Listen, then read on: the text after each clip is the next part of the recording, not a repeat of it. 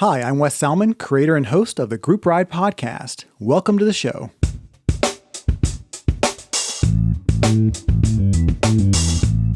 Welcome to episode 24 of the Group Ride Podcast. This is a podcast for cycling in the Pacific Northwest. This is a podcast for cyclists everywhere. I'm your host, Wes Salmon, and in today's show, I have some important news about the future direction of the show and the future direction of myself and my family. Clip in, riders, the Group Ride Podcast is rolling out.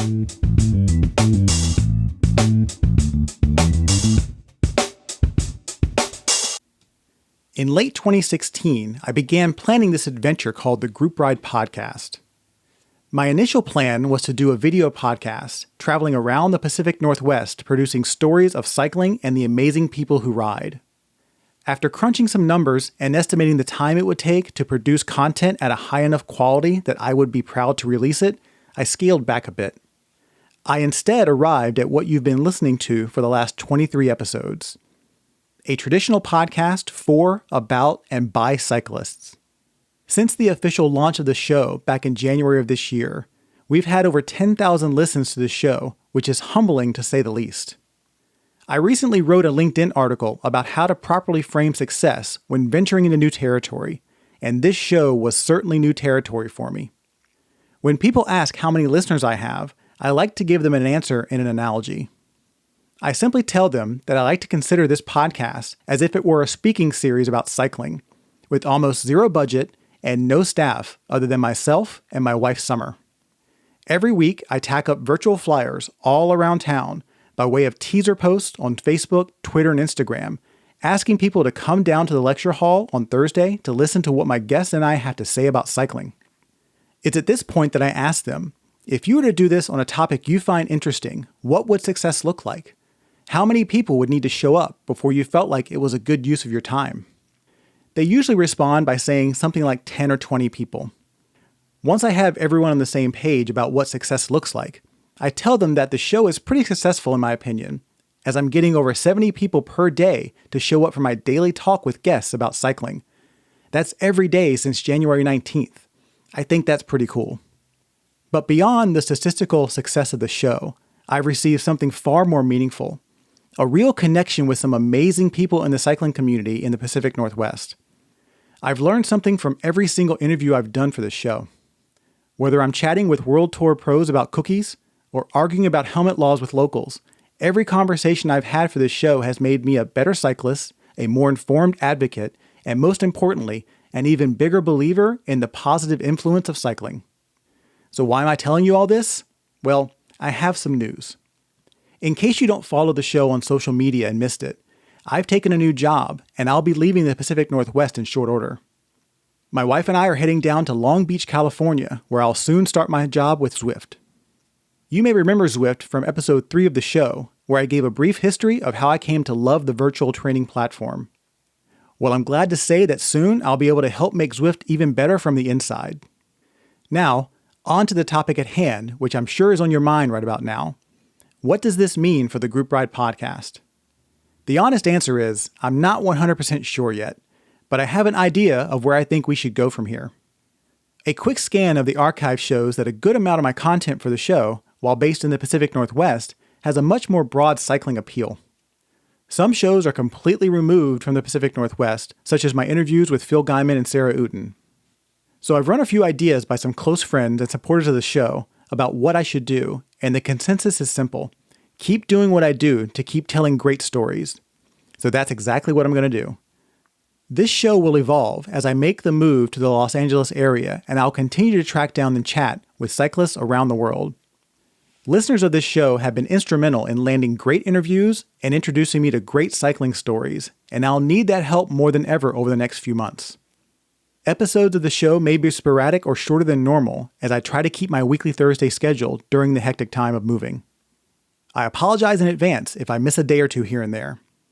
Thank you for being a part of the show so far. It's been an incredible experience.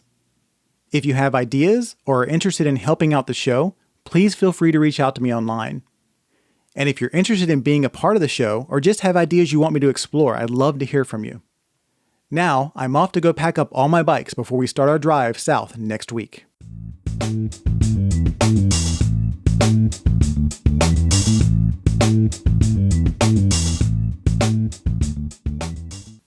So now that you've heard the news about my move to Long Beach, it's time for you to put your thinking caps on and help me out with a few things.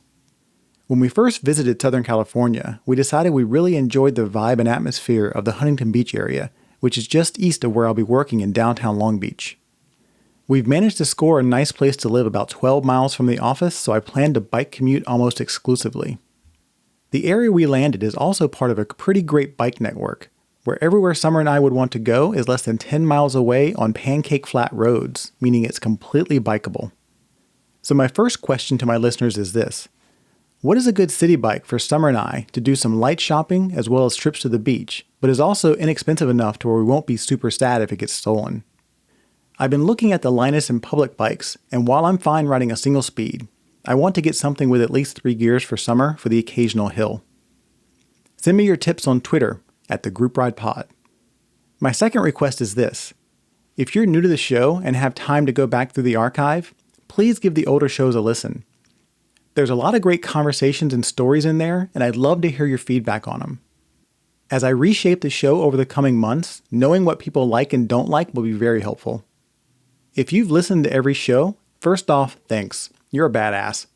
Secondly, you're clearly a super fan of the show, so why not share the love? Share this show with some of your cycling friends and help spread the word. I'll be working on some new merchandise for the Group Ride Club members soon to reflect the new vibe of the show. If you'd like to help out with this, please let me know. I'm pretty good at graphic design, but I'm positive there are others who listen to this show that would put my work to shame. If you'd like to help out with the branding refresh, let me know at wes@thegroupride.com. And finally, I'd like to thank the many people who've supported this crazy adventure over the last 8 months. David Longdon at Motion.social for being my very first interview and an always inspiring cycling friend.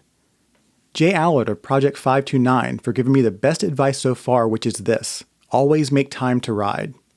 Phil Guyman for being my very first World Tour professional interview just 4 episodes in and for being the absolute worst at retiring. Seattle cycling attorney John Duggan, who has been on the show a few times, but more importantly, has been instrumental in supporting the show behind the scenes.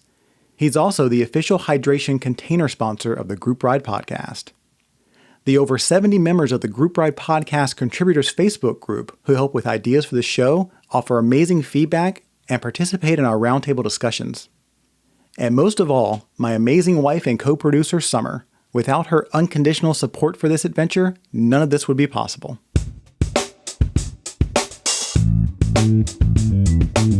Thanks for listening to episode 24 of the Group Ride Podcast. To send me feedback about the show, ask a question, or request that I cover a specific topic, you can contact me on Twitter and Instagram at the Group Ride Pod and on Facebook at the Group Ride Podcast. Make sure you check out the podcast archives at thegroupride.com, where you'll find all of our previous shows. And be sure to rate us on your podcast player of choice. 5-star ratings help other riders find the show. Thanks again for listening to the show. I'm your host, Wes Salmon. See you on the next Group Ride.